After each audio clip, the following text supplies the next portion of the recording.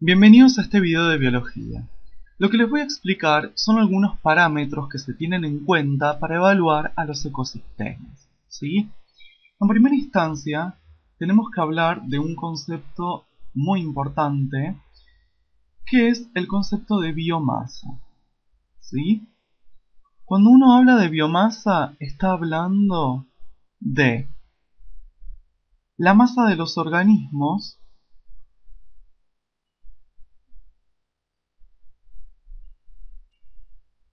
por unidad de superficie o volumen,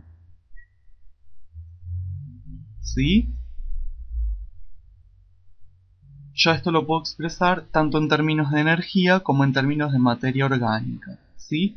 Por ejemplo, yo puedo decir kilogramos, ¿sí?, por metro cuadrado, o en términos de energía, por ejemplo, kilocalorías, ¿sí?, por metro cuadrado, ¿sí? Yo estoy haciéndome referencia a la masa real de organismos que se encuentran en determinada superficie o en determinado volumen, ¿sí? Muy bien. En relación al término de biomasa, sí, aparece otro de los términos importantes, que es el término de productividad. El término de productividad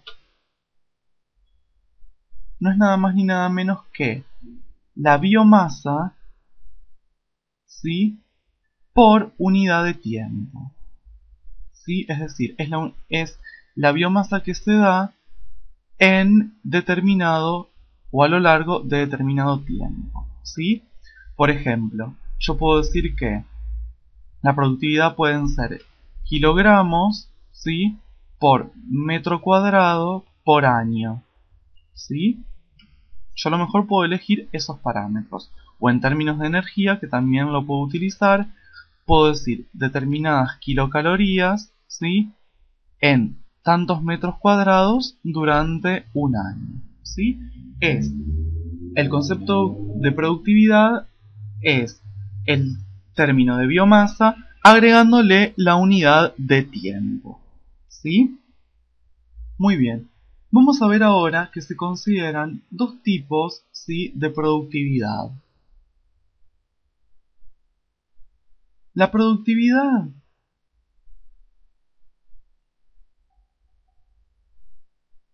puede ser primaria o secundaria, ¿sí? Dentro de la primaria tenemos dos tipos. La bruta, denominándose con las siglas PPB, productividad primaria bruta, y la neta, denominándose con las siglas PPN, ¿sí? ¿Cuáles son las diferencias entre la productividad primaria bruta y la productividad primaria neta? La productividad primaria bruta es la fijación total de energía a través de la fotosíntesis. Fijación de energía por fotosíntesis, ¿sí? Es decir, toda la energía que se encuentra en las plantas o en las algas, ¿sí?, obtenida a través de la fotosíntesis, ¿sí? Hay que considerar que parte de esta energía, ¿sí?, que la planta obtuvo por fotosíntesis, ¿sí?, la va a utilizar para mantener sus procesos vitales, ¿sí?, para fabricar su propio alimento también, pero parte de esa energía, ¿sí?, se va a perder en forma de calor, ¿sí? Se pierde en forma de calor respiratorio, ¿sí?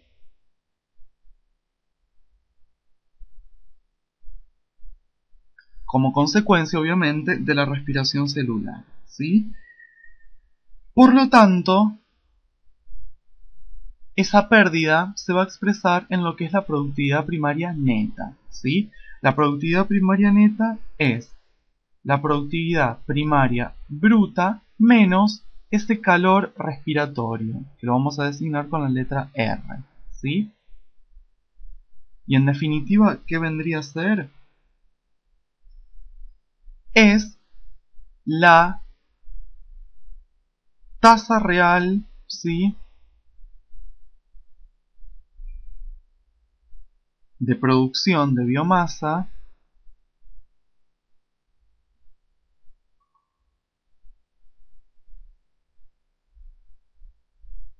¿sí?, que queda disponible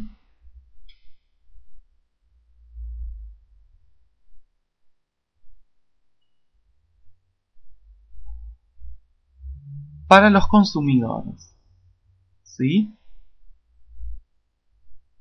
Es decir, de toda esa energía fijada por las plantas, parte de esa energía la planta la va a utilizar para sus procesos vitales y para fabricar su propio alimento. Pero otra parte de esa energía se va a perder en forma de calor respiratorio como consecuencia de la respiración celular. En definitiva, lo que queda, la productividad primaria neta, es lo que va a pasar a los organismos consumidores. ¿Sí? Muy bien. Entonces, la productividad secundaria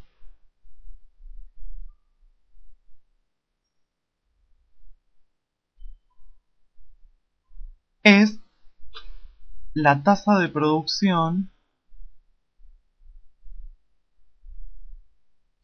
de biomasa por parte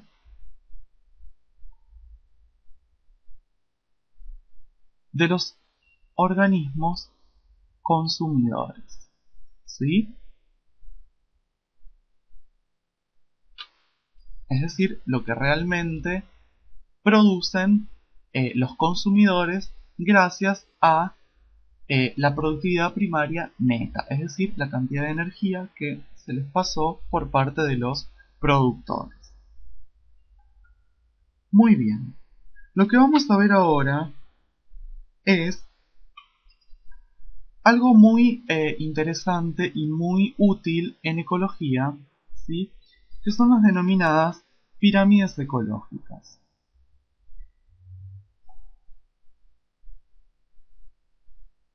Las pirámides ecológicas son muy útiles porque